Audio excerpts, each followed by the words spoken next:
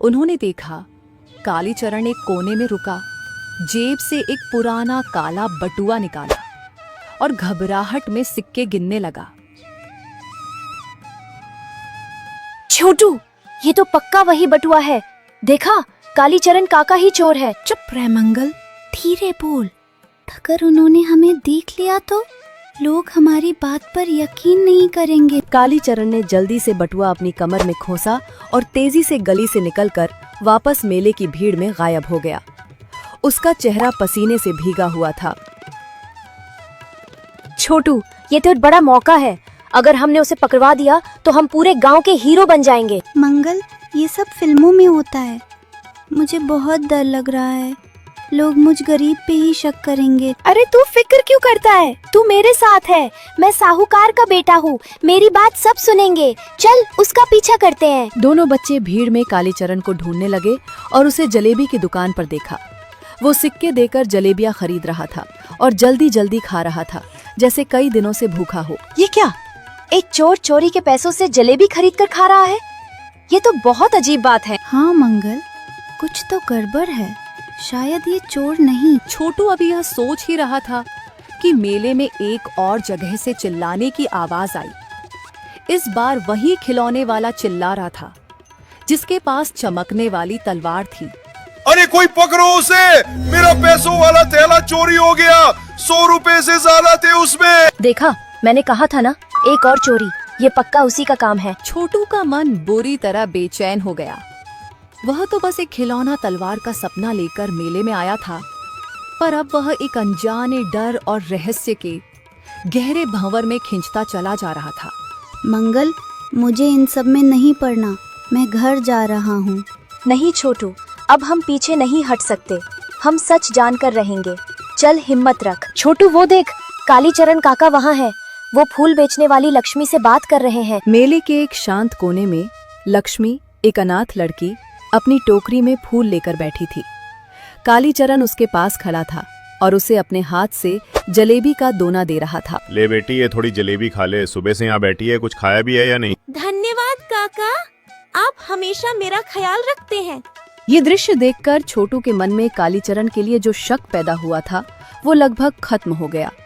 जो आदमी एक गरीब अनाथ लड़की को अपने हिस्से की मिठाई दे सकता है, वो चोर जैसा नहीं लग रहा था। मंगल, देख, मुझे नहीं लगता कि ये चोर है। हो सकता है ये सब दिखावा हो।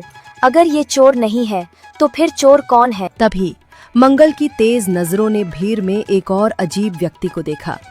वो आदमी गांव का नहीं लग रहा था। उसने चमकीले शहर जैसे कपड़े पहने थे और उसके कंधे पर एक भारी सा थैला था। उसकी हरकतें बहुत संदिग्ध थीं। छोटू, कालीचरण को छोड़, उस आदमी को देख। मुझे वो गड़बड़ लग रहा है। चल, उसके पीछे चलते हैं। नहीं मंगल, बस कर अब। ये हमारा काम नहीं है। लेकिन मंगल के अंदर का जासूस जाग चुका था। वो उस आदमी के पीछे चल दिया। छोटू को भी उसके पीछे जाना पड़ा। वो आदमी मेले के पीछे एक सुनसान कोने में गया और थैले से नोट गिनने लगा। अब कोई शक नहीं था, असली चोर उनकी आंखों के सामने था। ये है असली चोर। देखा, देख कितने सारे पैसे हैं। मंगल, अब क्या करें? अगर उसने हमें देख लिया तो वो हमें छोड़ेगा नहीं। मंगल, हमें यहाँ से भागना चाहिए। प्लीज, वो आदमी खतरनाक लगता है। डर मत छोटू, हम यहाँ से सीधे मुखिया जी के पास जाएंगे और सब कुछ बता देंगे। दोनों बच्चे सीधे पंडाल की ओर भागे, जहाँ गांव के मुखिया हरिप्रसाद बैठे थे। मुखिया जी, चोर, मेले में जो चोर है, हमने उसे देख लिया है। क्या बकवास कर रहे हो? होश में तो हो? नहीं मुखिया जी, मंगल सच कह रहा है। हमने एक आदमी को मेले के पीछे पैसे गिनते देखा है। मुखिया ने छोटू की आंखों में सच्चाई देखी। वो कुछ नौजवानों को लेकर उस कोने की ओर गए।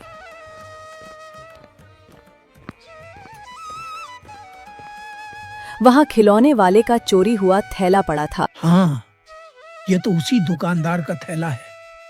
तुम दोनों सच कह रहे थे। किधर गया वो आदमी?